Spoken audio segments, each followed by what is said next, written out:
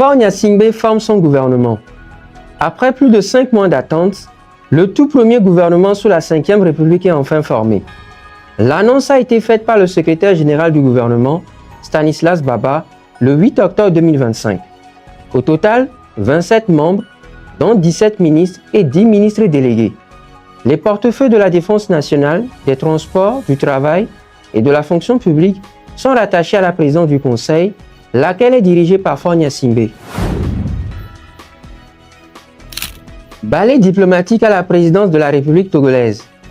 Le chef de l'État togolais, Jean-Lucien Savy de Tové, a reçu les lettres de créance de 3 nouveaux diplomates à Lomé, au siège de la présidence. Il s'agit de Robert John Marshall, haut-commissaire du Royaume-Uni au Togo, de Mersol Djala Melejor, ambassadeur des îles Philippines, et de Laura Ranali, ambassadrice d'Italie au Togo.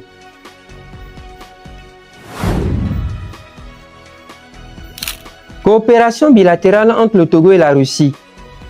La chambre basse du Parlement fédéral russe, la Douma, a ratifié le 7 octobre dernier un accord de défense entre le Togo et la Fédération de Russie. Selon les indications de la Douma, cet accord de défense qui s'inscrit dans le cadre de la coopération bilatérale, en l'occurrence militaire entre Lomé et Moscou, comporte plusieurs volets à savoir la participation à des exercices militaires conjoints, la formation du personnel militaire togolais et la fourniture d'une assistance médicale gratuite en cas d'urgence. Rentrée parlementaire des députés de l'Assemblée nationale. Après celle des sénateurs le 2 octobre 2025, c'est au tour des députés d'effectuer au sein de l'hémicycle leur rentrée parlementaire le 7 octobre 2025. Cette deuxième session ordinaire de l'année 2025 des élus de la Chambre basse sera dominée par l'examen du projet de loi des finances exercice 2026. Gestion des communes au Togo. De nouvelles dates pour les élections des maires et de leurs adjoints.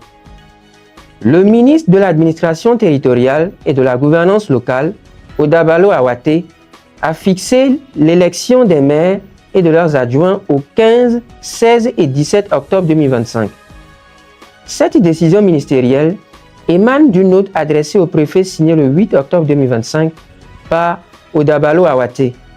Pour rappel, la tenue de ces élections a déjà fait l'objet de 3 rendez-vous manqués. Nouvelle opération de levée des fonds prévue par le Trésor public. 100 milliards de francs CFA. Telle est la somme que compte mobiliser le Trésor public togolais sur le marché des titres publics de l'Union économique et monétaire ouest-africaine UEMOA lors du dernier trimestre de l'année 2025. C'est ce que nous renseigne le calendrier des émissions publié le 6 octobre dernier par l'agence UEMOA Titres. Il faut préciser que 6 émissions sont programmées dans les prochains mois.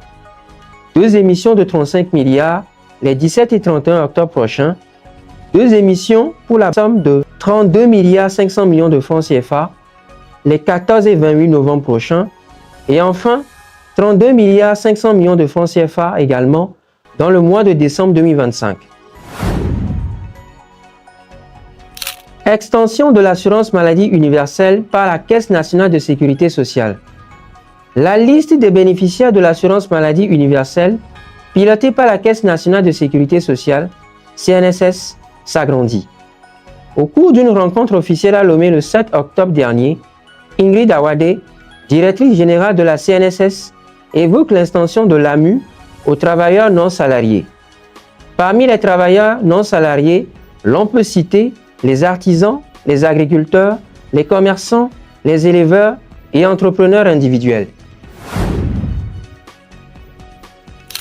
Page internationale à présent. Nouveau président du Conseil des ministres de l'UEMOA. C'est une nouvelle qui devrait réjouir Ouagadougou. Le ministre burkinabé de l'économie et des finances, Aboubakar Nakanabo, a finalement été élu président du Conseil des ministres de l'Union économique et monétaire ouest-africaine, UEMOA. Cette nomination, qui a fait l'objet d'un bras de fer entre le Burkina Faso et l'UEMOA, survenu en juillet dernier, a été rendue publique via un communiqué en date du 7 octobre 2025. Radiation au sein des forces armées maliennes. Le chef de l'État malien, le général Assimi Goïta, a signé plusieurs décrets le 7 octobre 2025 portant radiation de 11 officiers des forces armées maliennes FAMA. Qualifiées de mesures disciplinaires par l'exécutif malien, ces radiations concernent les généraux Abbas Dembélé et Nema Sagara, ainsi que des capitaines, des lieutenants-colonels et un sous-officier.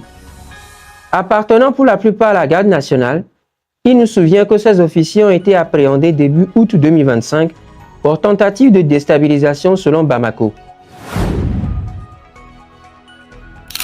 Scrutin présidentiel d'octobre 2025 en Côte d'Ivoire. Les préparatifs vont bon train en Côte d'Ivoire pour le compte de la présidentielle du 25 octobre 2025. La Communauté des États de l'Afrique de l'Ouest, CEDEAO, a déployé une mission d'observation électorale à long terme. Ils seront en tout 15 experts qui vont se charger de suivre le processus électoral jusqu'au 29 octobre 2025. 5 candidats vont prendre part à cette élection présidentielle, notamment le président sortant, Alassane Ouattara, et l'ex-première dame, Simone Gbagbo. Révision constitutionnelle au Tchad. Le chef de l'État tchadien Mahamat Déby a promulgué le 8 octobre dernier le projet de loi portant révision de la constitution tchadienne.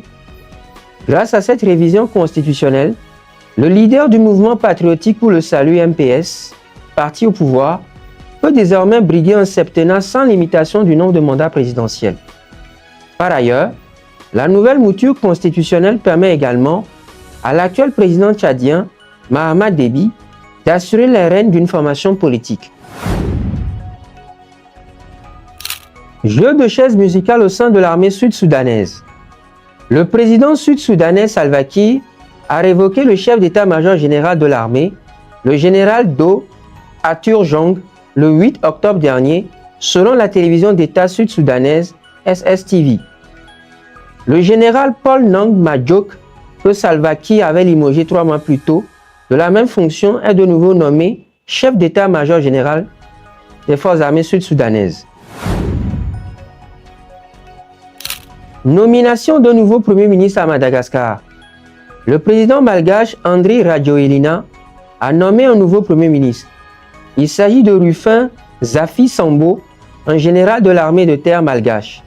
Cette nouvelle nomination, le 6 octobre dernier, intervient sur fond d'un mouvement de contestation socio-politico-économique porté par des jeunes et baptisé Génération Z sur la Grande Île.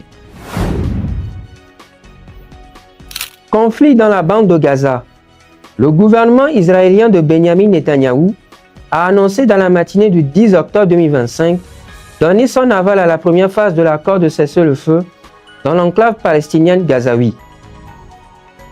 Cette première phase prévoit la libération des otages.